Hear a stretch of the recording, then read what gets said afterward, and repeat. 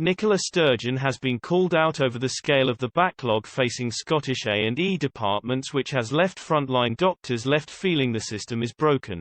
Scottish First Minister Nicola Sturgeon has faced a grilling of a serious backlog in Scottish A&E departments as non-COVID patients face lengthy delays to be treated.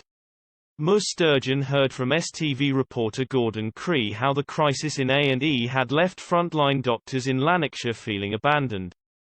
Mr. Cree reported only 60% of patients attending A&E at 3 hospitals in Lanarkshire were being treated within the 4-hour target. Mr. Cree told the SNP leader, "Colleagues were filming last night in Lanarkshire and they were told by an A&E consultant there that across 3 Lanarkshire hospitals only 60% of A&E patients are being seen, assessed, or discharged within 4 hours.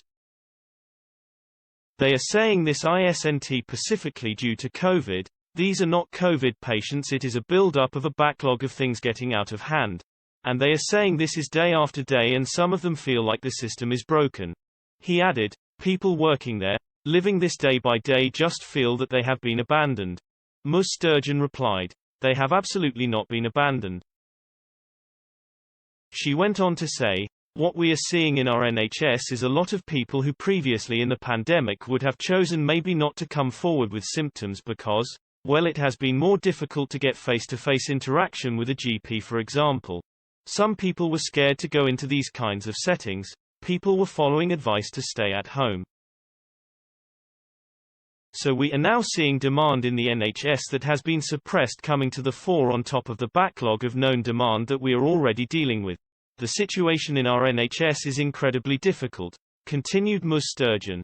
"I am not going to be glib here and stand and say thank you to the staff because it is right that I do, but it takes more than that.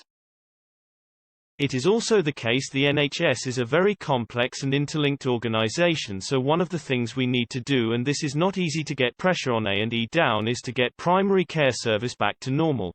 So people have more face-to-face interaction because sometimes someone will end up in A&E because they don't have the ability to see someone else." Ms Sturgeon also announced that 10 people in Scotland have died from coronavirus in the last 24 hours. According to the latest figures provided by the First Minister, 4,323 new cases of COVID were reported as of August 24, while 14.5% of people tested yesterday in Scotland returned a positive result for the virus.